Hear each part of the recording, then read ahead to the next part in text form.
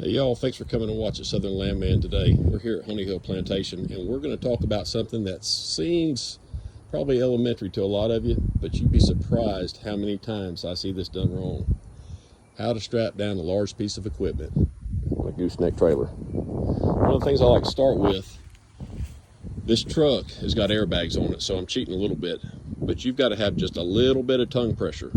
And then the other thing is, I like to throw my truck in neutral and put on the emergency brake, and that way when that tractor's loading, it's not banging against the transmission. It probably won't hurt anything, but it certainly doesn't help it. So we've got a 30 foot long gooseneck. It's actually 26 with a 4-foot dovetail on the back.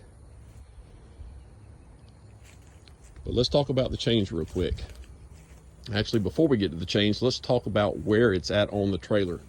You want to center your piece of equipment over the rear axles and balance that trailer as much as you can to where you're just getting a little bit of tongue pressure. And you see where that truck's sitting pretty level.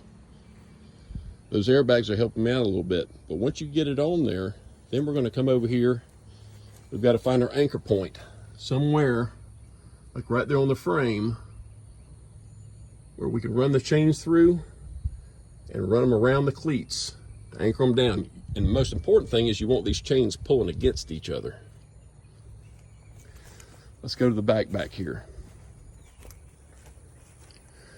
There's our anchor point up underneath the front end. That tractor's not going anywhere. You see how we got the rear chain pulling to the back of the truck, and then we have the front chain pulling towards the back of the trailer. So how do we work our binders here? These are heavy DOT chains. We've got these big heavy binders. We're going to take that chain and we're going to run it through underneath the tractor. And then we're going to bring it back, hook to the binder, and then instead of hooking to the cleat, you want to hook to the chain itself and then wrap that chain around the binder. What's that do? That keeps it from coming loose. You're always going to get a little bit of play in the chain as you're driving down the road, but what you don't want to do is have that binder come undone.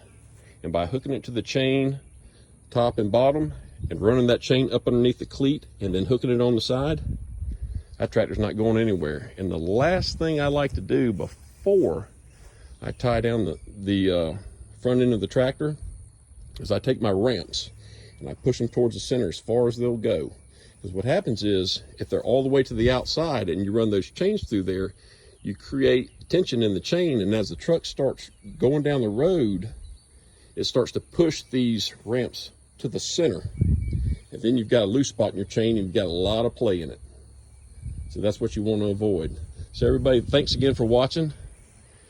This is how we tie down a big John Deere.